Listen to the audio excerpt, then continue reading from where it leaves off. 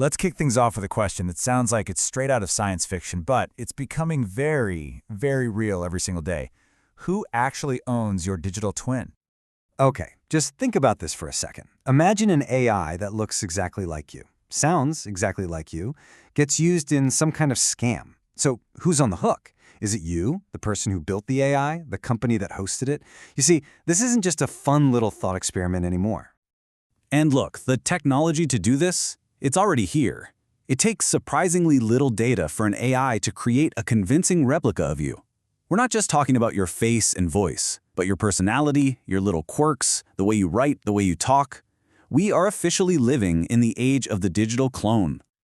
But of course, this incredible tech brings with it a whole new class of threats. This goes way beyond someone stealing your credit card number. We're moving into the theft of your actual identity. This is, you guessed it, identity theft on steroids.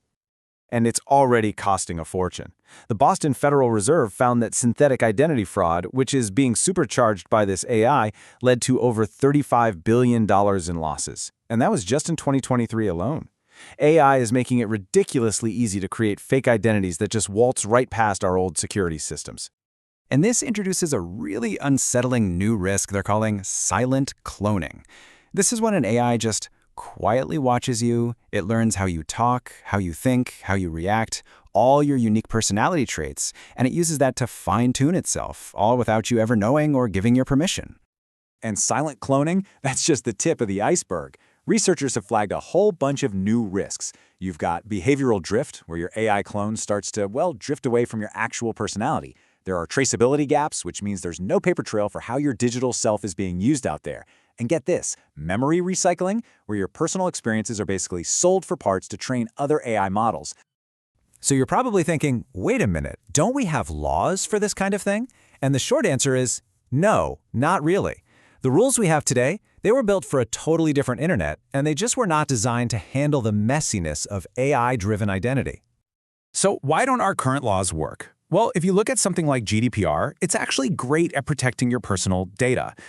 Things like your name, your email, but it says almost nothing about your behavioral identity. It doesn't protect your AI cloned voice or your unique personality patterns or, and this is a big one, your right to get paid if a company uses your digital clone to make money. It's a massive, massive gap. But, it's not all doom and gloom. A group of AI security researchers has actually put together a potential solution, a whole new blueprint designed to protect our rights in this new age of digital twins. It's called the Digital Identity Rights Framework, or DIRF for short. And it's really important to get this. This isn't just another policy paper with vague ideas. It's a structured, practical security and governance model designed to give you, the actual person, real control over your digital likeness. And this thing is seriously thorough. We're talking about 63 specific, enforceable controls that cover everything from legal contracts to the technical nuts and bolts. And it's all organized across 9 core domains to make sure every angle is covered. Let's just pull out a few of these so you can see what we're talking about. You've got identity consent, which means they need your explicit written yes to be cloned.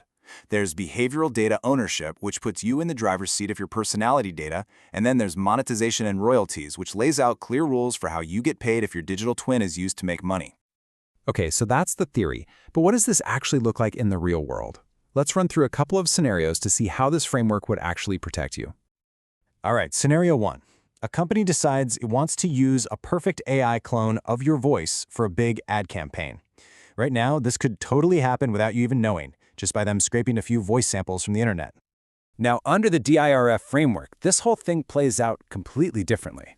First, the company needs your explicit, legally signed consent before they even think about training the model. Second, every single time your voice clone is used, it's logged. There's an audit trail. And third, a royalty contract automatically kicks in to make sure you get paid for that ad.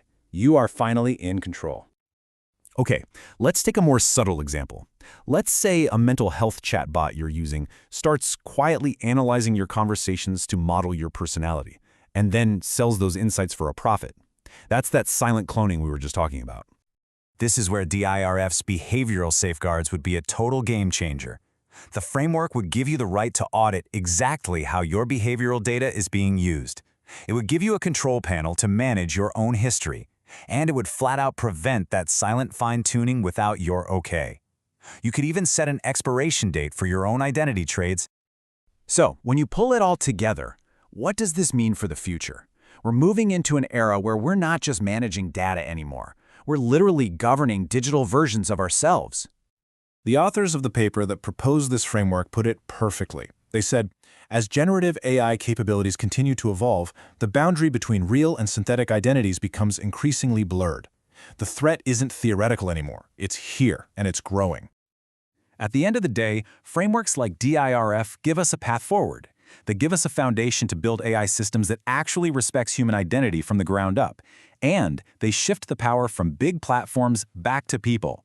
It's all about making sure you have the final say over your own digital self. Which leaves us all with one final and pretty urgent question. Your digital twin isn't just a possibility anymore. It's pretty much an inevitability. The tech is here. So the only real question left is, are we ready to set the rules to govern it?